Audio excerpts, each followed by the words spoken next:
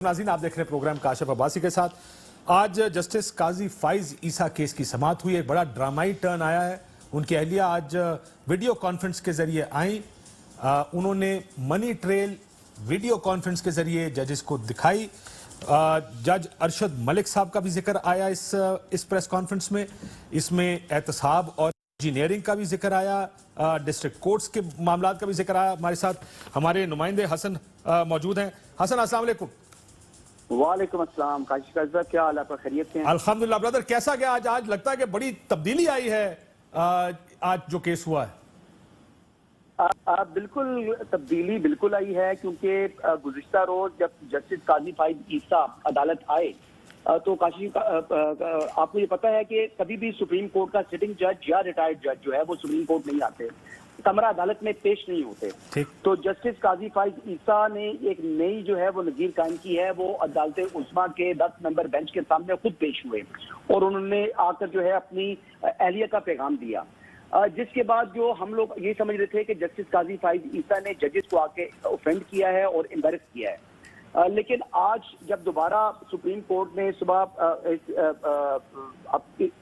Case की समाअत शुरू हुई तो उसमें जब फैसला सुनाया जस्टिस उमर बंदियाल ने कि हम आज बजरिया वीडियो लिंक जो है इनको सुनेंगे, तो फिर तकरीबन 3 बजे के बाद जो है वो आज वीडियो लिंक के जरिए जो एहलिया है जस्टिस काजी फाइज ईसा की, जब वो आई तो आप यकीन करें कि उन्होंने जिस तरीके से अपना मुकदमा पेश किया, जो अपना बयान दिया, मेरी जाती निगाह में, ये मेरी अपनी ओपिनियन है, वो जस्टिस काजी फाइज ईसा से 100 गुना ज्यादा बेहतर तरीके से उन्होंने बताया।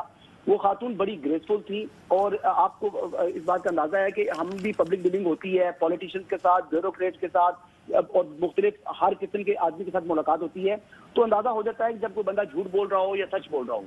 तो she has spoken her heart out. उन्होंने बिल्कुल अपने दिल की बातें की और वो मुतअद्दिद मर्तबा रोई, और जिसकी वजह से एक तो खवातीन की आदत भी होती है कि वो रो पड़ती है छोटी छोटी बात पर, तभी उस तरह की खातून नहीं थी। जिस तरीके से उन्होंने बातें की, तो जो मेरी फीलिंग थी जाती तौर पर, मैं यही समझा कि इन्होंने कोई चीज को बीच में बटरिंग कर या को अपना मुकदमा करके पेश नहीं किया, बल्कि उन्होंने 1983 से जो है अपना ID कार्ड की कॉपी प्रोड्यूस की।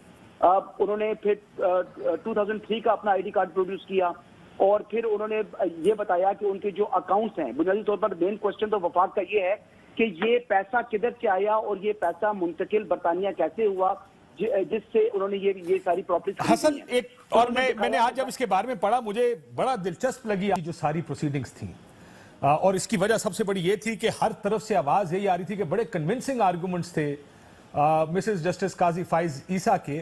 सिर्फ एक उस वक्त मेरे जहन में सिर्फ एक सवाल आया, आई डोंट नो ये जजेस ने सवाल पूछा, ये सवाल एड्रेस हुआ कि इतने महीनों से केस चल रहा था, मसला सिर्फ मनी ट्रेल का था, सारे कागज उनके पास मौजूद थे, उन्होंने वीडियो कॉन्फ्रेंस में दिखाए भी हैं, इतने महीनों से क्यों नहीं उन्होंने पेश किए सामने जिस वक्त केस चल रहा था। वैसे आउट ऑफ क्यूरियोसिटी मैं जानना चाहता हूँ कि क्या वजह थी कि ये शिकवा जो है वो मिसेस काजी फाइज ईसा ने भी किया, और उन्होंने कहा कि मैंने मुतअद्दिद मर्तबा जस्टिस काजी फाइज ईसा को कहा कि ये लोग मुझे क्यों नहीं सुनते। तो उन्होंने कहा कि जस्टिस काजी फाइज ईसा का जवाब था कि आप इस केस से मुतल्लिका नहीं है, ये केस मेरा है।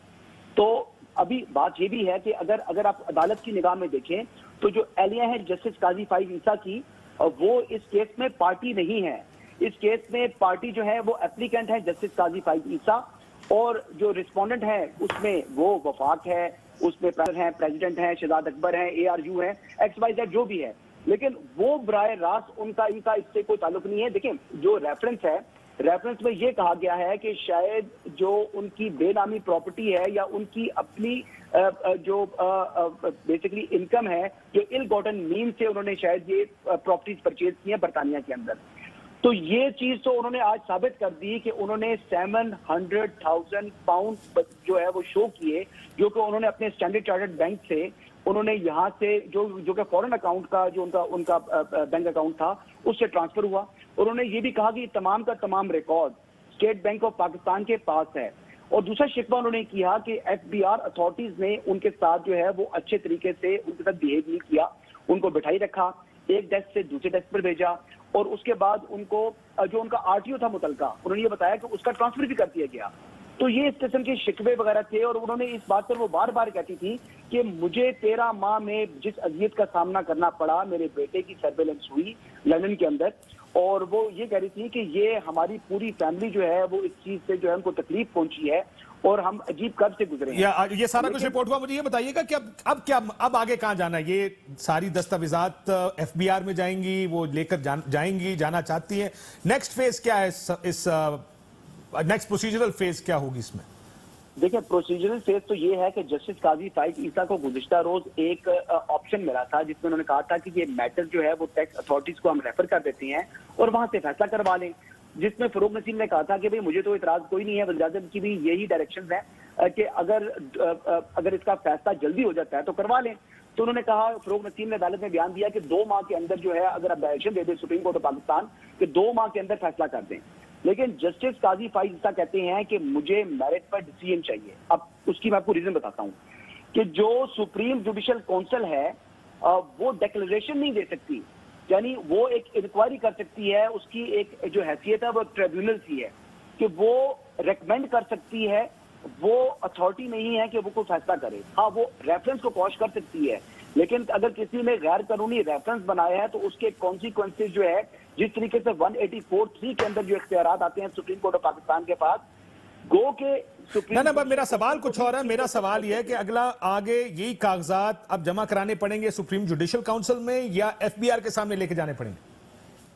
देखिए अब 2 चीजें है ना, एक तो केस है जो कि इस वक्त एप्लीकेशन है सुप्रीम कोर्ट ऑफ पाकिस्तान के अंदर, इसके ऊपर तो एक्सपेक्टेडली, मतलब मैं आपको बता रहा हूं कि मेरी जो एक्सपेक्टेशन है कि कल ये केस कंक्लूड भी हो जाएगा और कल एक शॉर्ट ऑर्डर भी अब जो है वो आप एक्सपेक्ट कर सकते हैं। और इसमें जो फैसला होगा, जाहिर बात है दोनों में से एक फरीक के हक में फैसला होगा, या तो जस्टिस काजी फाइज की दरख्वास्त जो है वो मंजूर कर लेगी अदालत उज़्मा या उसको मुस्तरद कर देगी। तो इन केस अगर ये मंजूर होती है तो फिर उसके कॉन्सिक्वेंसेज जो है वो आएंगे, वो किस पर आ सकते हैं, वो ARU के ऊपर भी आ सकते हैं, और वो अदालत की स्वाबदीद है कि वो किसके ऊपर जो है इसके कॉन्सिक्वेंसेज लेके जाती है। दूसरी चीज, जो एहलियां हैं इनकी, उनका केस है वो तो टैक्स अथॉरिटीज के पास ही जाएगा, क्योंकि सुप्रीम जुडिशियल काउंसिल में अब ये मैटर जो है वो शायद जस्टिस काजी फाइज ईसा का तो अगर दरख्वास्त मंजूर की नहीं होती तो फिर ऑब्वियसली इसमें रेफर होना है सुप्रीम जुडिशियल काउंसिल में, लेकिन अगर उनकी मंजूर हो जाती है तो फिर ये सुप्रीम जुडिशियल काउंसिल में भी मामला नहीं जाएगा, ये सुप्रीम कोर्ट के पास ये इख्तियार है। और आज जब कहा गया ये कागजात दे दें तो अहलिया ने क्या कहा कि मैं कौन से फोरम पे कागजात देने को तैयार हूं? नहीं, उन्होंने कहा कि जो इनके कुछ गोशवारे रह गए थे, जो रिटर्न उन्होंने फाइल नहीं किए थे, उन्होंने कहा कि इसको आप एक सील्ड एनवेलप के अंदर जो है वो सुप्रीम कोर्ट ऑफ पाकिस्तान में जमा करा दें।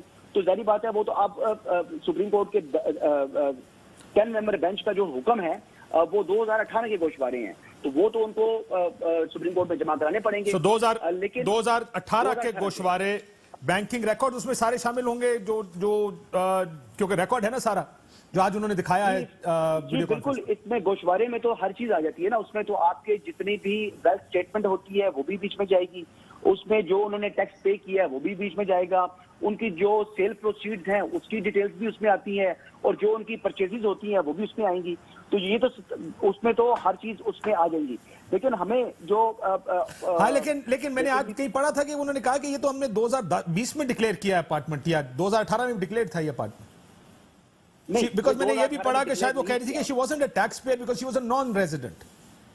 जी, उस वक्त ये पाकिस्तान में रिहाइश पजीर नहीं थी, और वो उनका मौकफ ये था कि मैं बैरून मुल्क थी, और उस वक्त जब पाकिस्तान में कानून चेंज हुआ तो उनको उस कानून का पता नहीं था कि इस कानून का इतलाक उनके ऊपर हो रहा है। अच्छा, दूसरी जो अहम बात है, उन्होंने ये भी बताया कि उनके पास 7 लाख पाउंड जो है जो उन्होंने बरतानिया में भेजा है वो कहां से आया। सवाल तो ये भी है ना कि उनके पास पैसे कहां से आ गए। तो उन्होंने कहा कि उनकी एग्रीकल्चर लैंड और प्लस कुछ जो उनकी अर्बन लैंड थी, जो या उनकी जो क्या से कहते हैं प्लॉट्स थे, उनकी सेल प्रोसीड थी। अब उन्होंने कहा कि जो उनकी क्या से कहते हैं ज़रूरी जमीन है, तो उसको उन्होंने जाहिर इसलिए नहीं किया, उसकी इनकम को उन्होंने जाहिर इसलिए नहीं किया कि उनके जो बेसिकली कंसल्टेंट थे उन्होंने कहा कि इसके ऊपर जो है टैक्स लागू नहीं होता, तो उसको जाहिर नहीं करना।